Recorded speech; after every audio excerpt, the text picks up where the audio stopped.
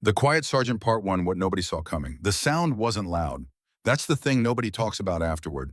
They always expect these moments to arrive with sirens, with shouting, with some kind of warning that something is about to change. But the sound that stopped an entire classroom on the second floor of Westfield High School on a Friday morning in October 2018 was small, almost delicate, a single tier of fabric. Clean, final, like a sentence being cut short before it could finish.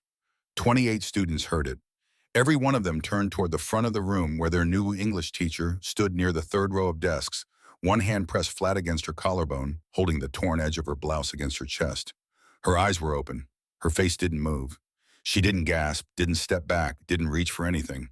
She just stood there for 3 seconds, looking at the boy who had done it. He looked back at her, and for the first time all week, he didn't have anything to say. Nobody laughed. Not this time.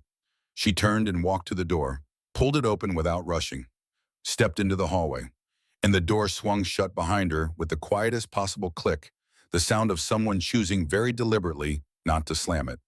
The room didn't move for a long time. What happened in the next 3 hours, nobody in that building was ready for.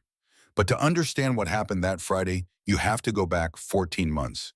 You have to go back to a cemetery in Virginia on a cold November morning, and a woman standing alone in a field of white headstones, holding a folded piece of paper she had already read so many times the crease was starting to split.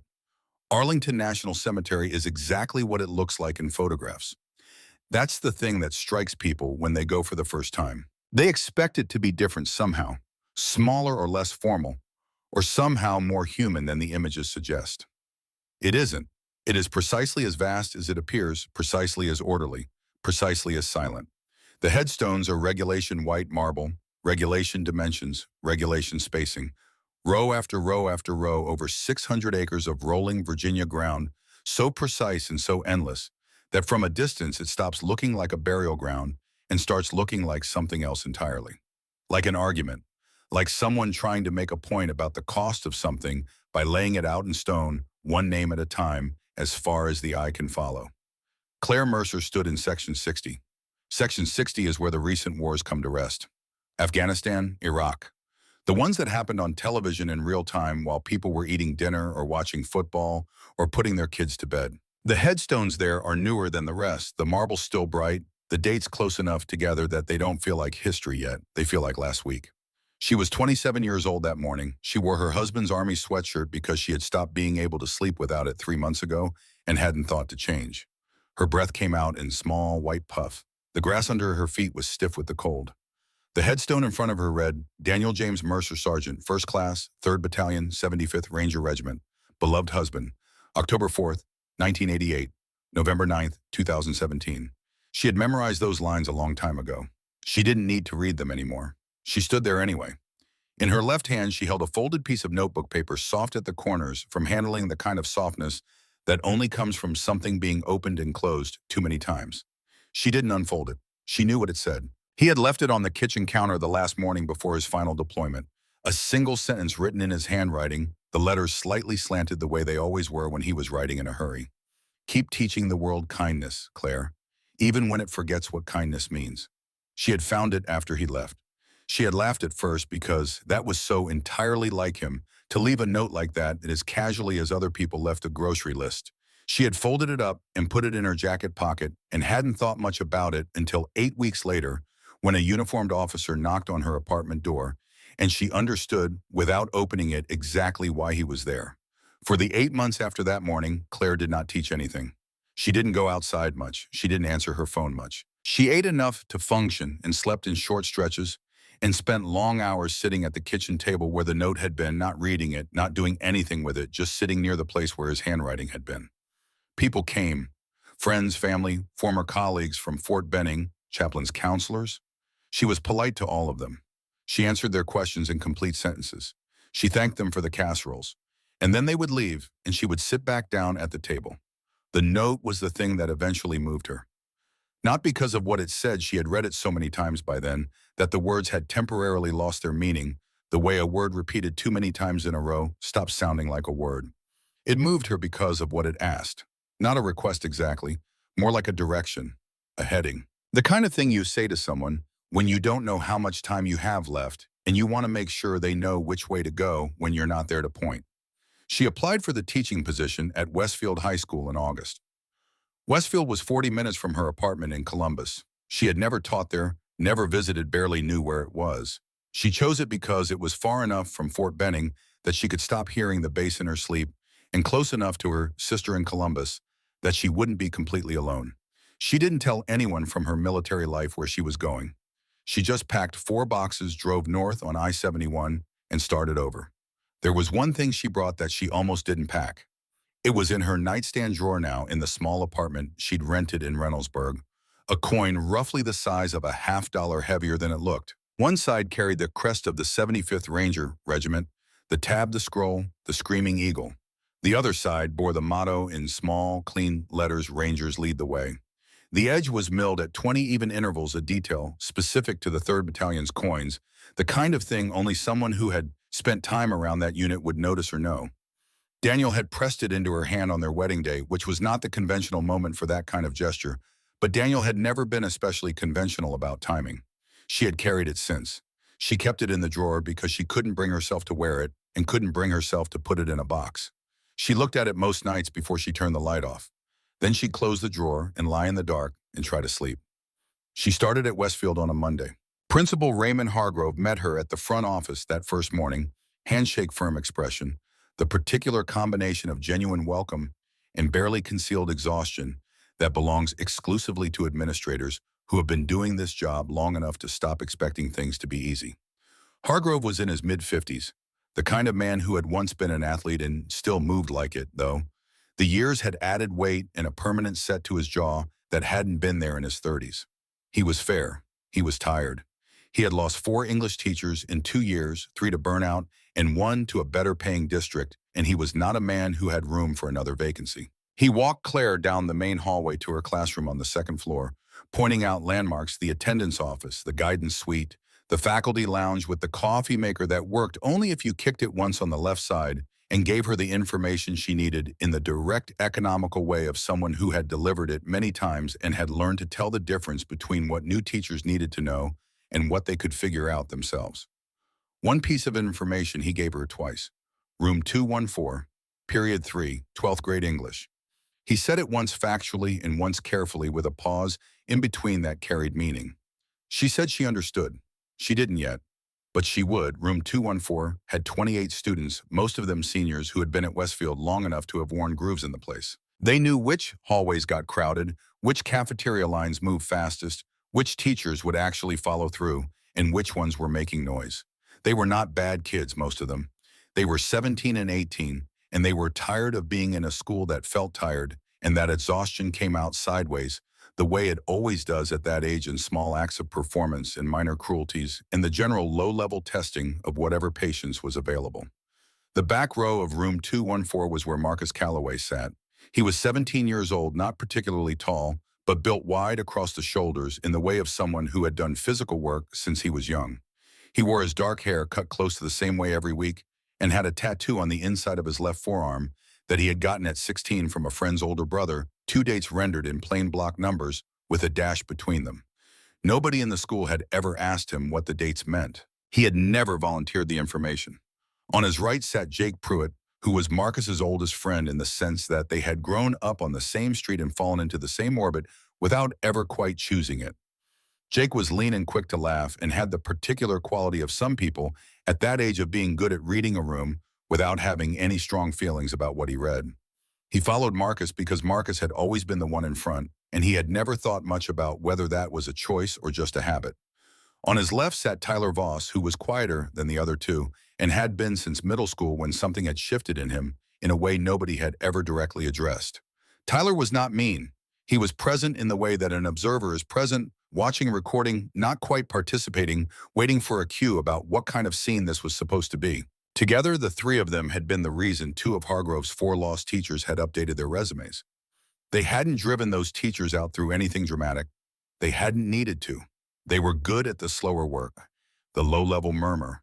Under a lesson, the drawing on the board that was technically abstract until you looked at it a second time, the question asked in a tone that made it not a question.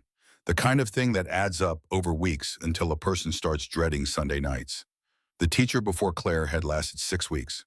When Claire walked into room 214 for the first time on that Monday morning, she was wearing a navy blouse, dark slacks, and the expression of someone who had decided in advance not to be afraid of this. She carried a single folder and set it on the desk. She wrote her name on the board, Miss Mercer, and turned to face them. Marcus Calloway looked at her from the back row with the easy practice neutrality of someone who had already decided how this would go. He was wrong, but he didn't know it yet. The first day was quiet. The first day is always quiet. It's a survey, both sides measuring, neither side committing. Claire called roll in a clear, even voice, and the students answered, and nothing happened that would have looked significant from the outside. The second day, Marcus made a comment under his breath when she turned to write on the board. Not loud enough to be addressed directly. Loud enough for the back half of the room to hear and respond to. Claire paused for half a beat, then kept writing. She did not turn around. The third day, Tyler drew something on the whiteboard before first period that was technically just a face but communicated its meaning clearly enough. Claire looked at it when she walked in, picked up the eraser, wiped it off, and began the lesson without mentioning it. Her voice did not change. The fourth day, Jake snapped a rubber band from 2 rows back, and it caught her on the sleeve. She flinched, she couldn't help it, and the room reacted to the flinch the way rooms do when they have been waiting to see what will crack. Claire looked down at her sleeve. Then she looked up. She said evenly, "I hope we can start this year with some respect. You'll find I'm harder to shake than I look." It was the wrong thing to say. Not because it was false, because it was an invitation. And Marcus Calloway had been fielding invitations from teachers for 3 years, and he knew exactly what to do with them. The next day, she found her lesson notes missing from her desk. The day after that, someone had changed the date on the board to something that made no sense. These were not crimes. They were calibrations. The group in the back row was not trying to hurt her, not yet. They were trying to measure her, finding out where the edges were, seeing if she would hold. She held. She held in a way that confused them, which was more interesting than giving them what they expected. She didn't raise her voice. She didn't threaten. She didn't appeal to them or try to reason with them or make the mistake of trying to be their friend. She just kept showing up. Every morning, same folder, same voice, same composure. Like someone who was not surprised by any of this and was prepared to wait. Marcus watched her more carefully than the others did. He didn't show it. He was good at not showing things. But there was something in the way she held herself that nagged at him in a way he couldn't name, a quality of stillness that didn't feel like patience. It felt more like restraint, like someone who had access to a different way of responding and was choosing deliberately not to use it. He told himself it didn't matter. He had been telling himself a lot of things didn't matter for about a year and a while. Tuesday of the second week. The day had started like the others' roll call, a writing assignment on the board, the low murmur of 28 teenagers settling into their chairs with varying degrees of willingness. Claire had moved to the side of the room to return papers, weaving between the rows, pausing at each desk, exchanging papers for whatever version of acknowledgement each student offered. She passed Jake's desk. Jake had his bag on the desk, which he wasn't supposed to, and when he reached to take his paper from her, his arm caught the strap and the bag went over the edge. It hit the floor and tipped, and its contents spread across the linoleum in the way that bags do pencils, a phone, a crumpled hall pass, a chapstick, a set of keys, and a coin. It rolled out from a small zippered pocket on the side where it had apparently been sitting loose, caught the angle of the floor and spun in a smooth arc across the linoleum, slowing as it went, wobbling once, and coming to rest against the front leg of Marcus Calloway's desk. Claire did not react to it immediately. She was still at Jake's desk watching him scramble to collect his things. Marcus looked down at the coin. It was face up. The Ranger crest was visible, the eagle, the scroll, the tab. The regiment number beneath it in small capital letters. 3rd Battalion 75th Ranger Regiment. He had seen that number before. Not on a coin, on a letter. A form letter from the Department of the Army Standard Condolence Stationery. The unit designation printed cleanly in the top right corner. The words carefully constructed to be as precise and as impersonal as possible. He had found the letter in the kitchen the morning after his mother came home from work and sat at the table and didn't move for the rest of the night. He was 16. He had picked the letter up off the counter and read it through twice slowly and then set it back down exactly where he found it and gone to his room and closed the door. He had not talked to anyone about that letter since. Marcus leaned forward now and picked the coin up. He held it in his palm, turned it over once. The reverse side showed the motto in small letters. The edge was milled at even intervals. He ran his thumb across it without knowing why, feeling each small notch. Claire had finished helping Jake collect his things. She straightened up and held her hand out toward Marcus' palm open. Marcus looked at her hand, then at the coin. Then he closed his fingers around it and looked back up at her. Something passed across his face, not defiance exactly. Something more complicated and quieter than defiance. Something that wasn't quite ready to be understood yet. He put the coin in his pocket. Claire held his gaze for a moment. She did not ask for the coin again. She moved on to the next desk. The room had noticed. The room always noticed. But nobody said anything because there was something in the exchange that didn't fit the normal vocabulary of what happened in room 214, and nobody was sure yet what it meant. Marcus didn't speak for the rest of the period. For 3 more days, the tension held its shape. Marcus was present but quieter than usual, in a way that Jake and Tyler found disorienting without knowing why. He was still disruptive, habit is hard to step away from cold, but the quality of it had changed, become slightly more distracted, like a man performing a role while thinking about something else. Then came Friday. It was the kind of October morning that announces itself through the windows before you're fully awake, clear and bright and cold in a way that makes the light look different, sharper at the edges. The kind of day where everything seems slightly more vivid than usual, though not always in ways that are comfortable. Claire called roll at the beginning of period 3, as she always did, moving down the list, pausing for each name, marking the sheet in the folder. At the back of the room, Marcus said something quietly to Jake. Jake grinned. Tyler looked between them, the slight hesitation of someone who can tell a line is about to be crossed without being entirely sure he wants to be on the crossing side. Claire was moving between the rows. She passed the second row. She passed the gap between the second and third. She came level with Marcus's desk on her left, reading from the folder in her right hand, reaching the next name on the list. Marcus Calloway reached out and took hold of the sleeve of her blouse. He wasn't holding gently. He was making a point. And the point was made immediately, completely in a way he had not entirely intended. The seam gave cleanly, the way old seams do under sudden lateral force. And the sound it produced was crisp and distinct and final, the kind of sound that carries in a quiet room. The tear ran from the cuff almost to the shoulder. Claire went very still. She put her left hand up to her collarbone, pressing the torn fabric against her chest. The folder lowered in her right hand.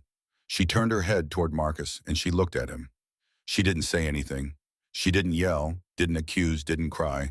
She just looked at him steadily for 3 full seconds, and in those 3 seconds, the room understood, not from what she said, but from what she didn't, that something irreversible had just happened.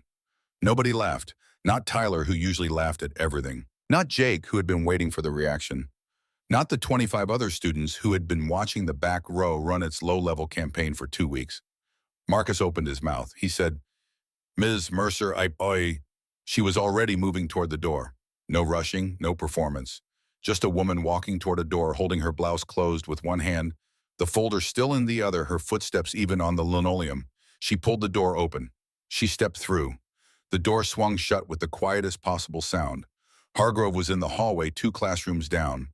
He saw her before she could say anything, saw the torn sleeve, saw her face, and understood enough to say nothing for a moment.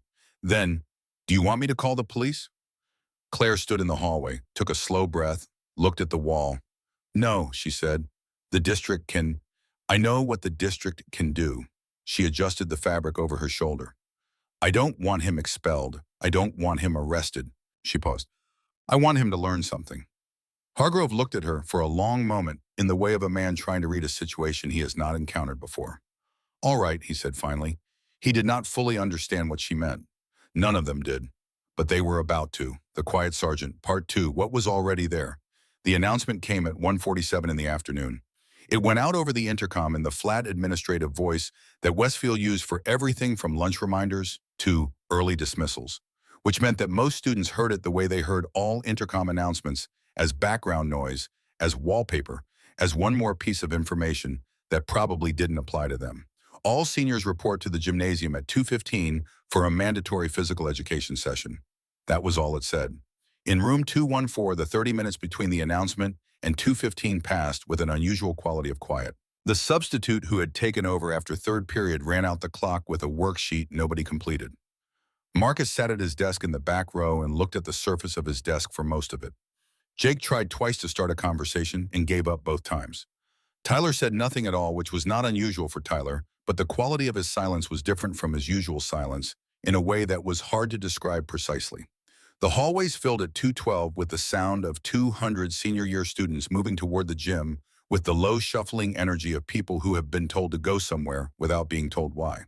There was the usual noise shoes on linoleum locker doors, the particular acoustics of a high school hallway that haven't changed since these hallways were built, and underneath it, the current of speculation that runs through any group that has been given incomplete information. Marcus walked with his hands in his pockets. He had not taken the coin out since he put it in there 2 days ago. The gymnasium at Westfield was a standard institutional space high-ceiling wood floor marked for basketball bleachers on two sides that pulled out from the wall with a sound like something being reluctantly unfolded.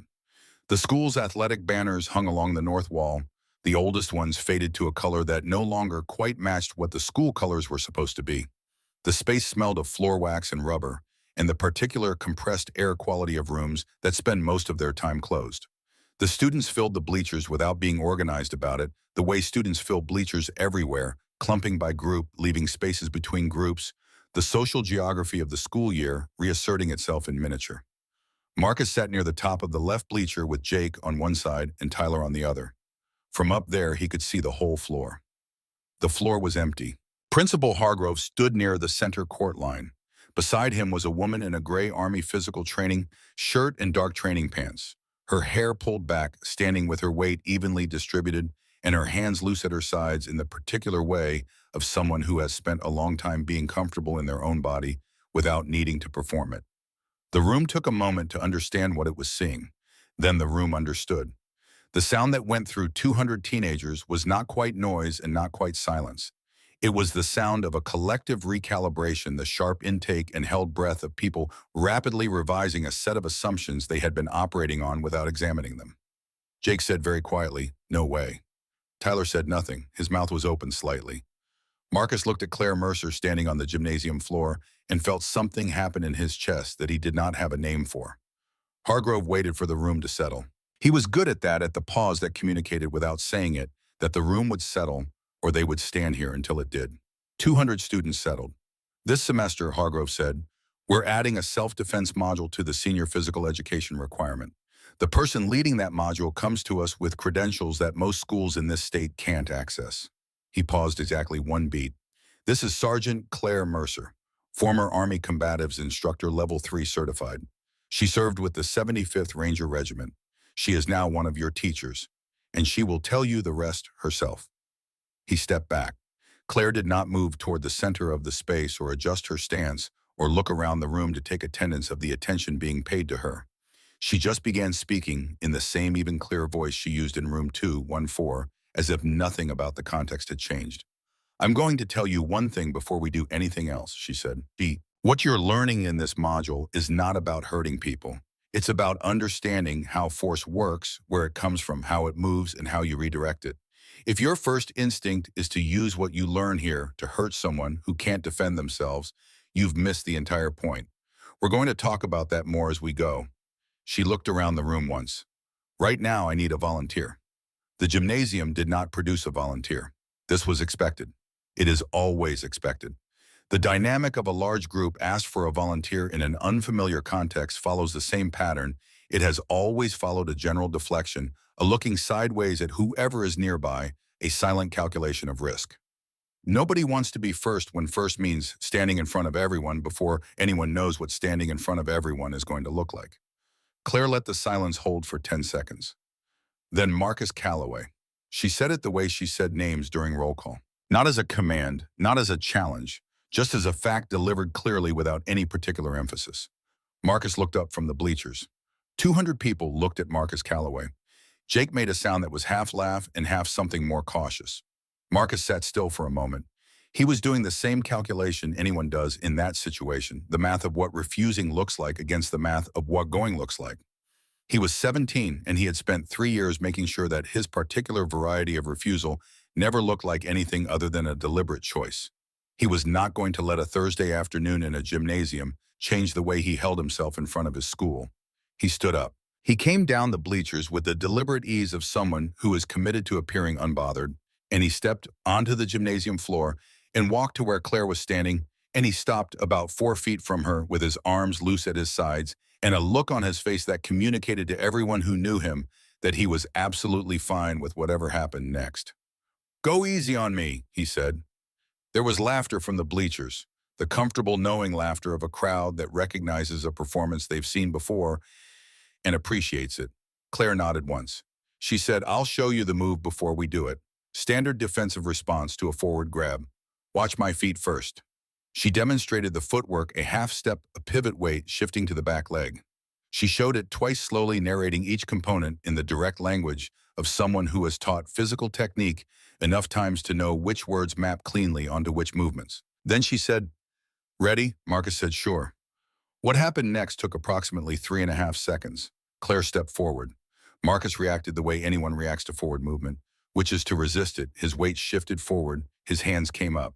In that moment of his own forward commitment, she turned, got her hip inside his center of gravity, and used the full momentum of his own lean to bring him over her shoulder and down onto the gymnasium floor mat, in a motion that was, from a technical standpoint, so clean and controlled and efficient that it looked for a moment like something rehearsed.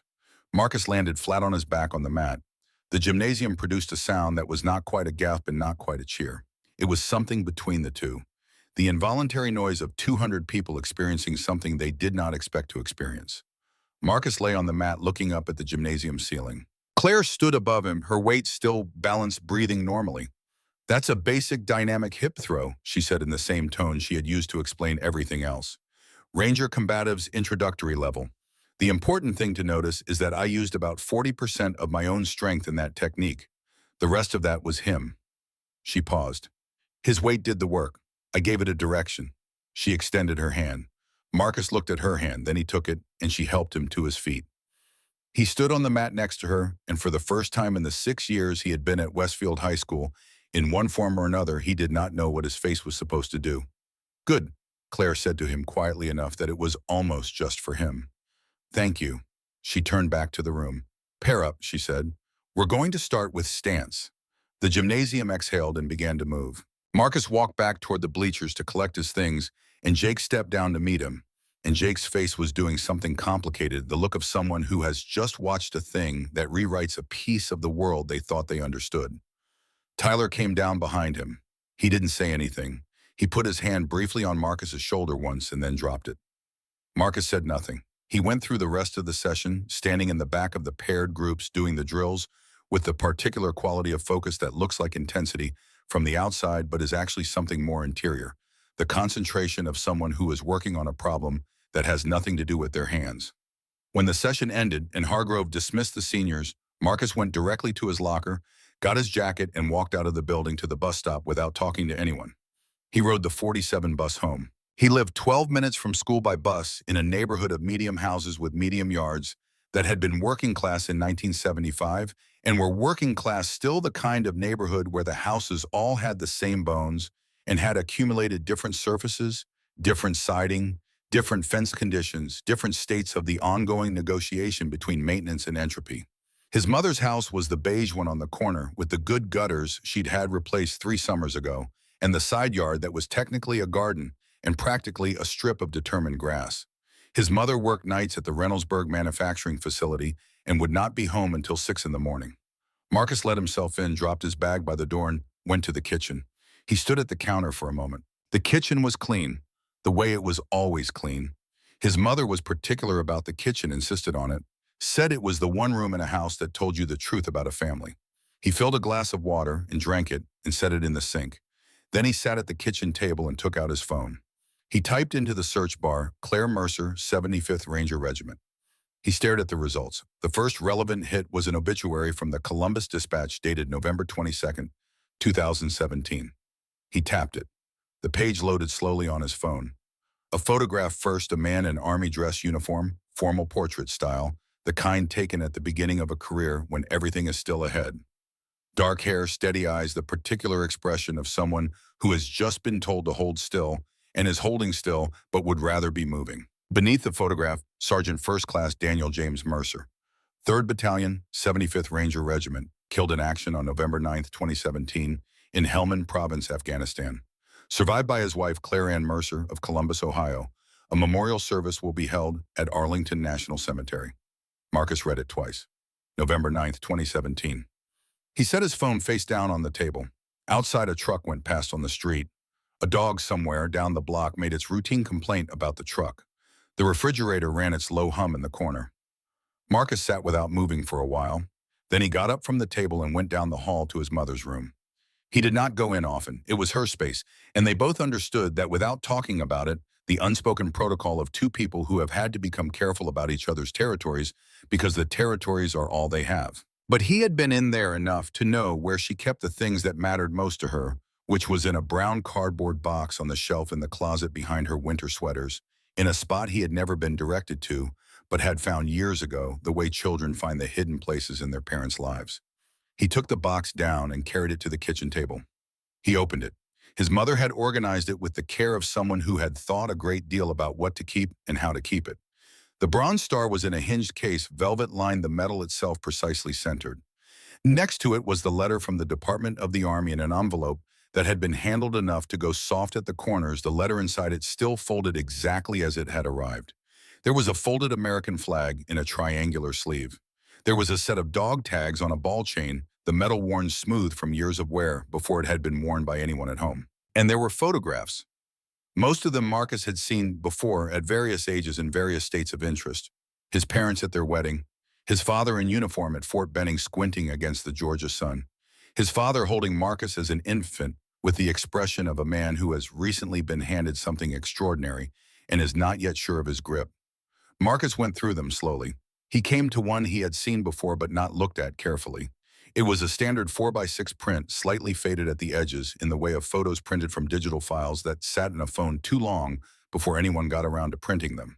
Two men in Army combat uniforms standing in front of what appeared to be a forward operating base structure, low tan-colored, functional. Afghanistan. The light was the particular flat, bright light of midday, at elevation, the kind that makes shadows short and everything slightly overexposed. Both men were smiling. Not the formal smile of portraits, but the real kind. The smile of two people in the middle of something hard who have found a moment that is genuinely good. His father was on the left. Marcus knew his face well enough to find it quickly even when he was looking without expecting it. The other man was on the right. Marcus turned the photograph over. On the back, in his father's handwriting, the same slightly uneven print Marcus had seen on birthday cards and notes packed in school lunches, and the single letter that had arrived from overseas when Marcus was 9 and that he had kept in his own drawer since Callaway and Mercer. Kandahar. The good days. Marcus put the photograph down on the table. He sat with it for a long time. Outside, the light shifted the way it does in Columbus in late October, the sun going low and orange earlier than feels right, the shadows stretching out across the yards, the temperature dropping on the backside of the sunset. A neighbor's porch light came on, then another. The kitchen stayed dark. Marcus did not get up to turn on the light. Callaway and Mercer, his father's handwriting, his father's friend, his father standing in the Afghan sun next to the man whose wife had walked into room 2149 days ago and had not known and could not have known what she was walking toward. He thought about the coin. It was still in his pocket. He had been carrying it since Tuesday. He had told himself a number of things about why he hadn't returned it, that there hadn't been a right moment, that returning it would require an explanation, that it didn't matter. He had told himself these things with the practiced fluency of someone who has had a long time to develop the skill of not examining what they actually feel. He took the coin out and set it on the table next to the photograph. The regiment crest faced up. 3rd Battalion 75th Ranger Regiment. The same unit, the same people. The unit that had sent his mother the letter that had been sitting in a cardboard box in her closet for a year. He didn't sleep well that night. He lay in his room with the light off and the window cracked the way he always had, it listening to the neighborhood sounds that had been the background of his entire life.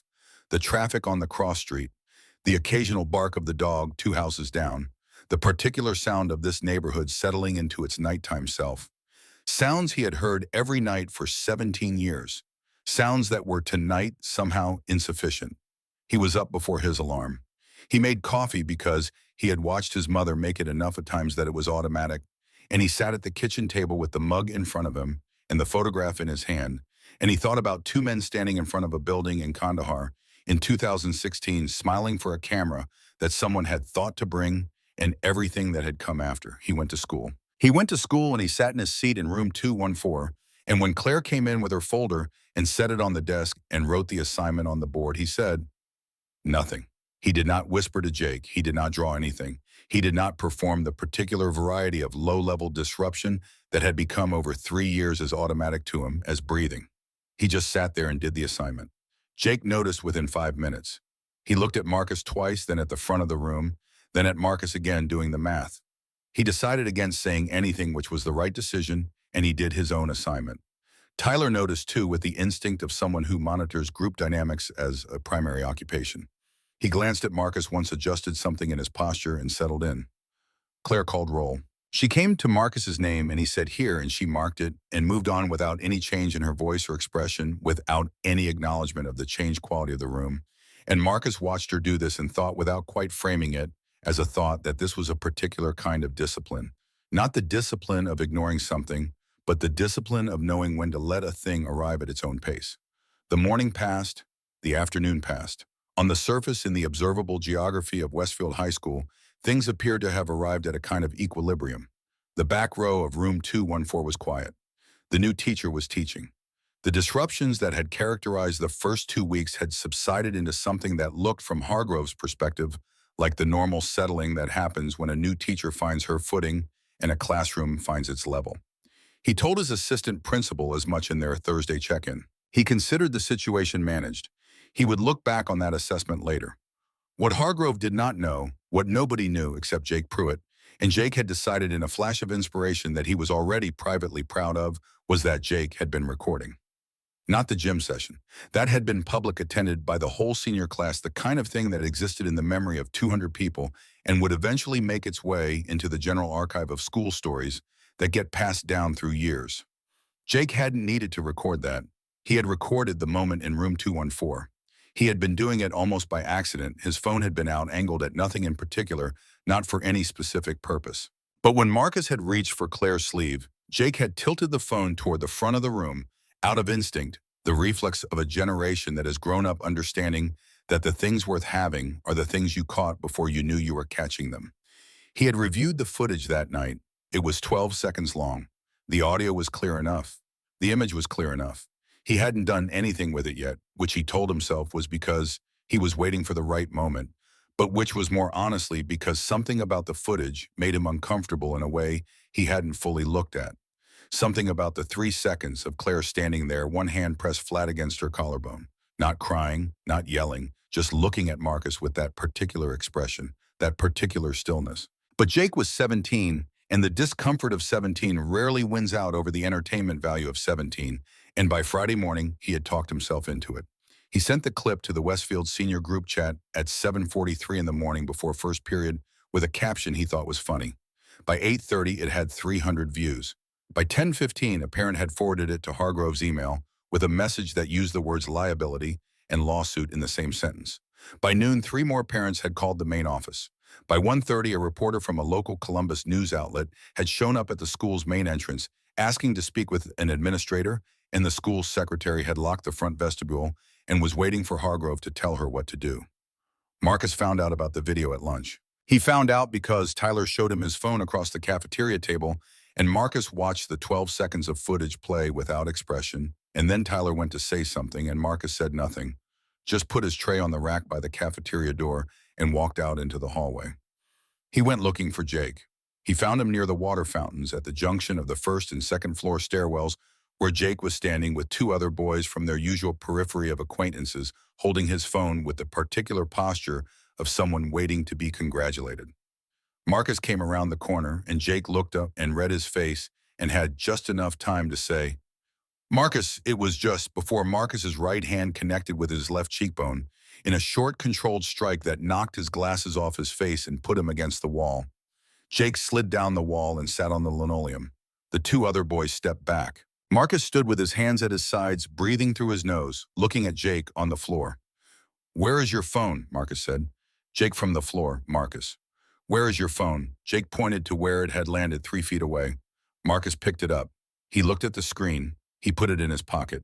Then he walked to the main office and sat down in one of the orange plastic chairs outside Hargrove's door, without being summoned, and waited. Hargrove came out of his office at 2:05 and found Marcus sitting there. He looked at Marcus for a moment. He looked at Marcus's hand, which had the beginning of swelling across the knuckles. He said, "Come in." Marcus came in. He sat in the chair across from Hargrove's desk that students have sat in, across from principal's desk since principals and students both existed. The one that is always slightly lower than the desk chair, which is either an accident of furniture purchasing or a deliberate architectural choice depending on your view of institutional psychology. Hargrove sat down and put both his hands flat on the desk and looked at Marcus. He said, "I have to be fair to you about where this stands. What happened in the hallway today is an assault. Combined with the incident in Miss Mercer's classroom last Friday and your disciplinary history in this building, what I have in front of me is enough to initiate a 5-day suspension and a formal review of your enrollment status, which, given that you are a second semester senior, means what you think it means in terms of graduation." He let that sit. Marcus looked at the surface of the desk. "Is there anything you want to tell me," Hargrove said, "before I start the paperwork?" Marcus looked at the desk for a long time. Then he said, "Jake put a video of Ms. Mercer online without her permission. I told him to take it down. He didn't." Hargrove said, "That doesn't make it legal for you to hit him." "No," Marcus said. "No." Hargrove agreed. They sat there. In the outer office, the phone was ringing. The school secretary's voice was audible through the wall, low and professionally, even dealing with whatever the afternoon had brought her. Outside the window behind Hargrove's desk, the afternoon sun was doing its October thing, coming in at the wrong angle, filling the room with a light that was technically warm and practically uncomfortable, the kind that makes everything look slightly more serious than it needs to. Hargrove reached into his desk drawer and took out a single sheet of paper and set it on the desk. He looked at it. He picked up his pen. He held the pen. He did not sign the paper. He sat with the pen in his hand for a moment that lasted longer than it appeared to. Then he said, "Go back to your last period class. I'll have my decision before the end of the day." Marcus stood up. He reached into his pocket and put Jake's phone on the desk. He walked out. The outer office was occupied by 2 freshmen waiting to see the guidance counselor and the secretary on the phone. Marcus walked through it and back into the main hallway and stood there for a moment in the stream of students moving between classes. The general motion of the building going around him, and then he walked to his last period class and sat down and stared at the front of the room until the bell rang. What Hargrove did next was not something Marcus would find out for some time.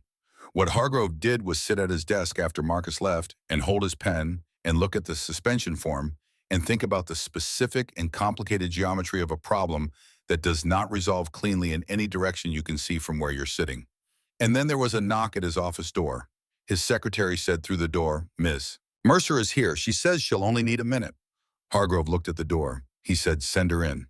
Claire came in. She was carrying a folded piece of paper, ordinary notebook paper, the kind from a spiral notebook, the edge still showing the small perforations from tearing.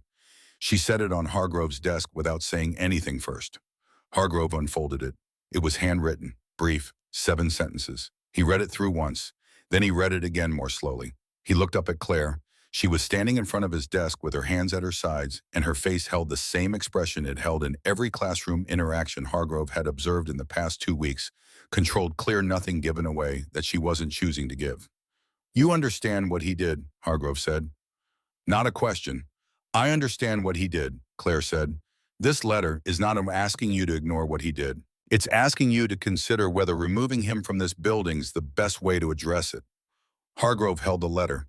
He thought about the 2 weeks of this teacher showing up every day, every period, every disruption, and not once reacting the way any of the previous 4 teachers had reacted. He thought about the gymnasium that afternoon 2 days ago. He thought about the particular quality of calm that this woman carried around with her, which was not the calm of someone who didn't feel things, but the calm of someone who had felt enough hard things that she had learned somewhere along the way how to stand inside them without losing her footing. He thought about the bronze star on Daniel Mercer's record, which he had looked up the previous Friday evening, the way principals sometimes look things up about the families of the people in their buildings when something doesn't quite add up. He picked up his pen. He did not sign the suspension form. He set it in the bottom drawer and signed a different form, the community service assignment sheet, 30 hours to be completed before graduation. He dated it. He put it in Marcus Calloway's file. Then he looked at Claire and nodded once. She picked up her notebook paper from the desk. She folded it back along its original crease. She put it in the pocket of her jacket and walked out of his office without looking back. Marcus Calloway never knew she had been there. The quiet Sergeant Part Diary, what it cost. The week that followed was the quietest one room 214 had seen since September. Not the quiet of a room that has been disciplined into silence. Not the quiet of students performing good behavior for the benefit of an observer. It was the quieter quiet of a room in which something has shifted at a level that nobody has yet named, and everyone is moving carefully around the unnamed thing, the way you move carefully in a space after the furniture has been rearranged in the dark. Jake came back Monday with a bruise along his cheekbone that he wore with the careful neutrality of someone who has decided for reasons of self-preservation not to make a story out of it. He sat in his usual seat. He did not look at Marcus. He did not look at Claire. He looked at the front of the room with the focused attention of a student who has recently discovered the value of being unremarkable. Tyler sat in his usual seat and said nothing, which was what Tyler always did, though the quality of his nothing had changed in a way that was difficult to locate precisely. He had been in the hallway during the water fountain incident. He had seen Marcus's face in the moment before it happened. He had been thinking about that face since. Marcus sat in the back row and did his work. He did it without drama, without performance, without the particular quality of visible effort that signals someone doing a thing they don't normally do and want credit for doing. He just did it the way you do a thing when you have stopped having the energy to make it mean something other than what it is, Claire taught. She moved through the week's material, a unit on narrative structure which she had chosen for reasons she kept to herself, and she called roll each morning and returned assignments each Friday and did not treat Marcus Calloway any differently from the other 27 students in the room, which was itself a kind of statement, though not the kind that could be quoted or cited. Outside the classroom, the video situation was resolving in the way these situations resolve when the original heat goes out of them. The parent calls had stopped by Tuesday. The reporter had not returned. Hargrove had sent a brief statement to the district office and received a brief acknowledgement in return, and the machinery of institutional response had processed the incident and moved on to whatever was next on its list. The clip was still accessible online as clips are, but the algorithm had stopped surfacing it, and the attention that had gathered around it for 72 hours had dispersed in the way attention always disperses. Not gone, just redistributed. Jake had asked Marcus for his phone back on Tuesday morning. Marcus had given it to him without comment. They had not talked much since. Not an argument, not a rupture, just a recalibration of distance, the kind that happens between people who have known each other long enough to manage even damage without direct conversation. Marcus went home each evening to the house on the corner with the good gutters, made something approximating dinner from what was in the refrigerator, and sat at the kitchen table with the photograph. He had moved it from the box to the table after that first night. He had not put it back. It sat in the upper left corner of the table, propped against the sugar bowl, at an angle that made it visible from almost anywhere in the kitchen, from the stove, from the sink, from the chair where he ate, from the chair where he sat when he was not doing anything in particular and needed somewhere to be. He had looked at it enough times now that he no longer needed to look at it to see it. 2 men in the Afghan sun, his father's handwriting on the back. The 4 words that kept presenting themselves to him at unexpected moments in the middle of a homework problem on the bus in the 10 seconds between lying down and sleep arriving. The good days. His father had been 31 in that photograph. Marcus knew this because he knew the year, and he knew his father's birthday, which was March 7th, and he had done the arithmetic in the particular compulsive way you do arithmetic about someone who is no longer around to ask. 31 years old, standing in a foreign country in the desert light, with his arm around a man named Mercer, calling it the good days. Marcus thought about what it took to call something the good days while you were still in it. Most people only knew which days were the good ones. In retrospect, you found out later when you were standing somewhere else looking back. His father had known in the moment, had written it down, had wanted to remember that this specific thing, this specific man, this specific ordinary afternoon at the end of a hard week in a hard place was one of the good things. He thought about that a lot. He thought about Claire Mercer walking into a room that had been designed informally but effectively to make her leave. He thought about the way she had walked out of room 214 with one hand on her collarbone and the other still holding the folder. He thought about the gymnasium and the 3.5 seconds on the mat and the way she had extended her hand to help him up and said, "Good, thank you," as if the demonstration had gone exactly as she intended. He thought about the coin in his pocket, which was still there. He did not sleep well. He had not slept well in a long time since before his father died, if he was being honest, since the year his father was deployed, and the house had a different quality of quiet in it, a waiting quality that his 16-year-old self had lived inside without naming it until the waiting was over and the quiet became permanent. He was 17 years old and he was tired in the way that is not about sleep. On Wednesday evening, his mother came home from her overnight shift at 6:15 in the morning, which meant she was there when Marcus came down for breakfast, sitting at the kitchen table with her second cup of coffee, still in her work clothes, the particular state of a person who has been moving all night and has not yet stopped enough to feel it. She saw the photograph. She looked at it for a moment without saying anything. Then she looked at Marcus. "Where did you get that out?" she said. "A few weeks ago," Marcus said. His mother held her coffee mug. She looked at the photograph again. Something moved across her face and settled. "That's from before you were born," she said. "That was a good year." She paused. "He talked about Mercer a lot, said he was the best partner he had had overseas." She took a drink of her coffee. "I cried when I read about him dying, the year after your dad. Same unit, same country." Marcus sat down across from her. "He said Mercer's wife is teaching at my school." His mother set the mug down. She looked at him for a long time. "Lord," she said quietly. "Not a prayer exactly. More the word you reach for when the world has arranged itself in a way that exceeds your available vocabulary." They sat together in the kitchen with the morning light coming in through the east window, the kind of light that is honest about everything it falls on. And they did not say much more than that, because there was not much more that needed saying between two people who understood the weight of the thing that had just been laid on the table between them. Marcus's mother reached across and put her hand on top of his, once briefly. Then she got up and went to bed. Marcus sat at the table with the photograph in the October morning light, and the mug his mother had left on the table that's still holding a half-inch of coffee she hadn't finished. And he thought about the particular mathematics of what it meant that the world had arranged itself this way, and whether it meant anything beyond the fact that it had happened, and whether those were even different questions. He was still sitting there when he needed to leave for school. He got up, he got his jacket.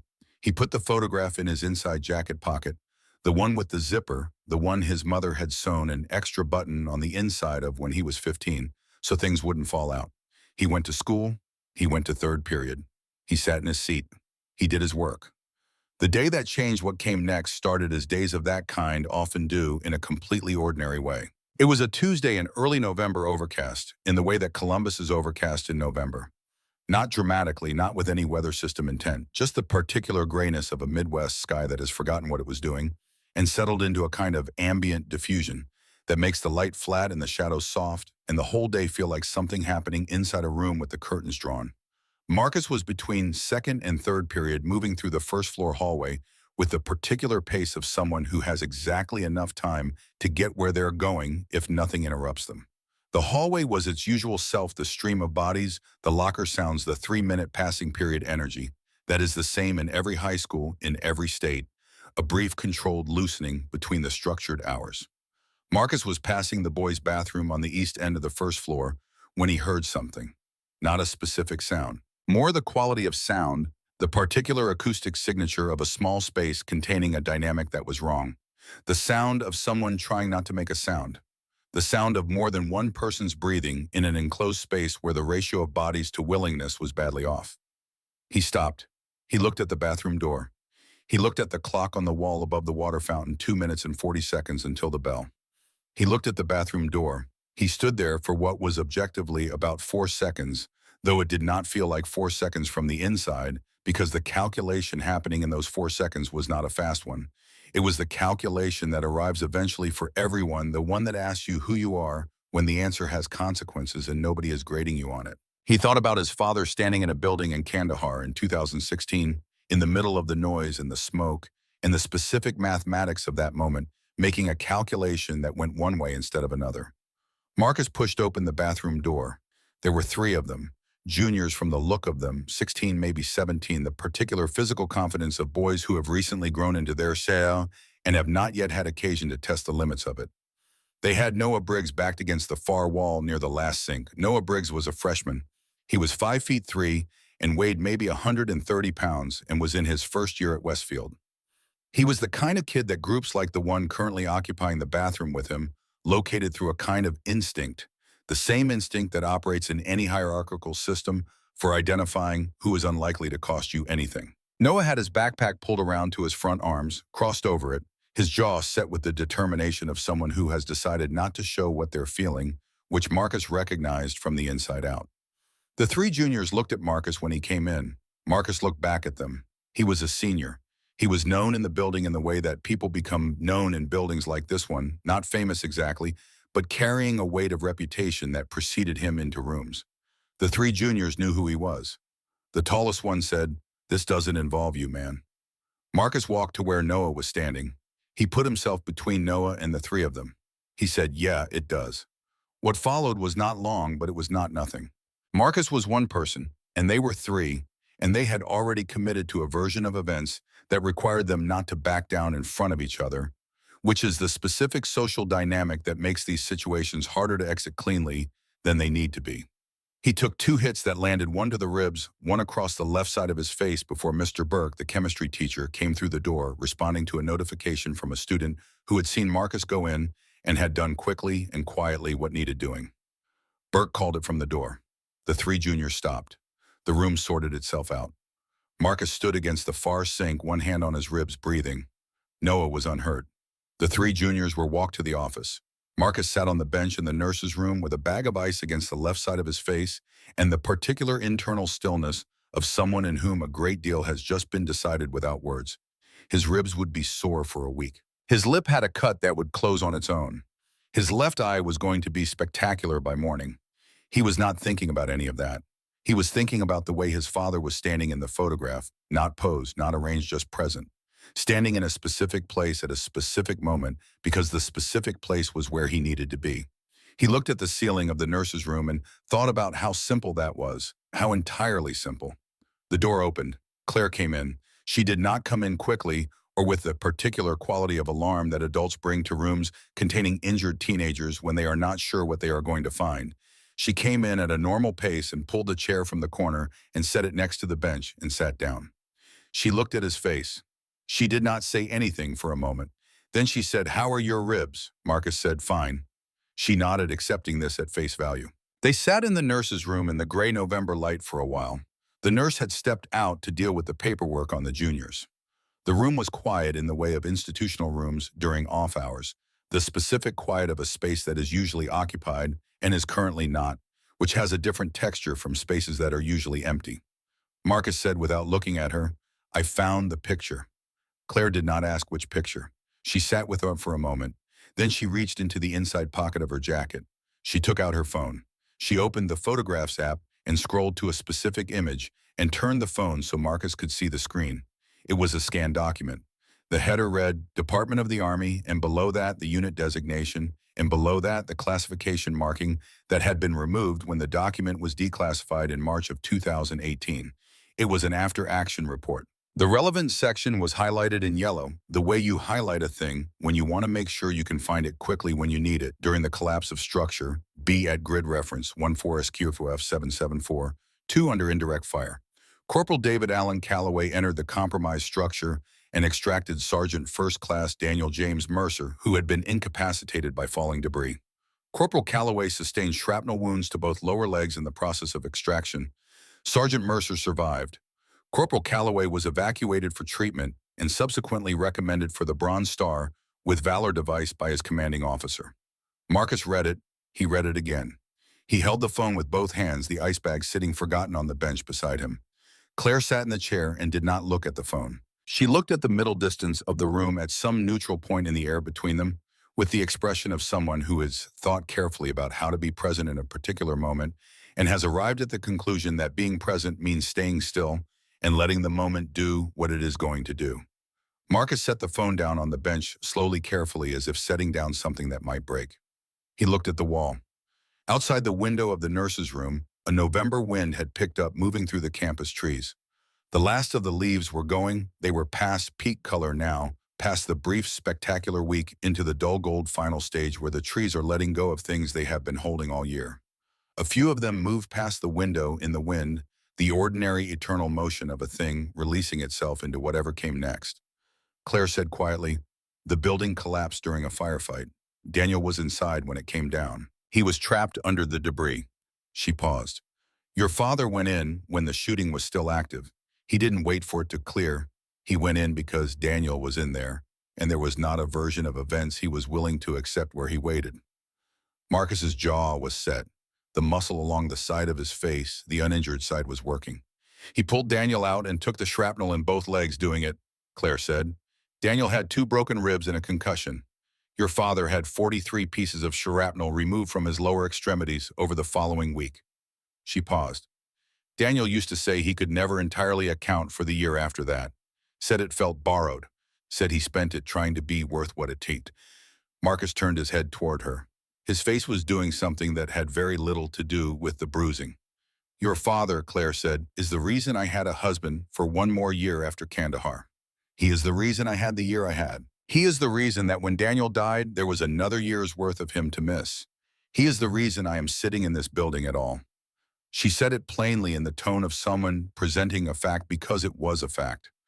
She did not dress it up or make it soft or add anything to it that it didn't already contain. Marcus looked at her. His eyes were doing what eyes do when a person is 17 years old and has been holding something alone for a very long time and has just had it acknowledged by someone who was not supposed to be able to see it. He reached into his pocket. He took out the challenge coin. He held it in his palm for a moment, the Ranger crest face up, the regiment number, visible the milled edge under his thumb for the last time. He reached out and placed it in Claire Mercer's open hand. She looked down at it. Her fingers closed around it slowly. She did not say thank you because thank you was not the language this moment required. She just held it and sat, and the nurse's room held them both in its institutional quiet, and outside the November wind continued its work on the trees. After a while, Marcus said, "He never told me." "No," Claire said. "He never said anything about it." "They mostly don't," she said. "The ones who do it the right way mostly don't." Marcus was quiet for a moment. "He was 31, he said. "Yes." "In that picture, he was 31. "Yes." Marcus looked at his hands. "I'm 17, he said. It came out as if he were hearing it for the first time. Claire said, "You have time." The nurse came back then, and the moment shifted from whatever it had been into the procedural world of ice packs and paperwork and the question of whether Marcus needed to call home. Claire stood up. She put the coin in the pocket of her jacket, in the same pocket where the notebook paper had lived on the day she walked into Hargrove's office. She picked up the chair and put it back in the corner. At the door, she turned. She said, "What you did today, going into that bathroom." Marcus looked at her.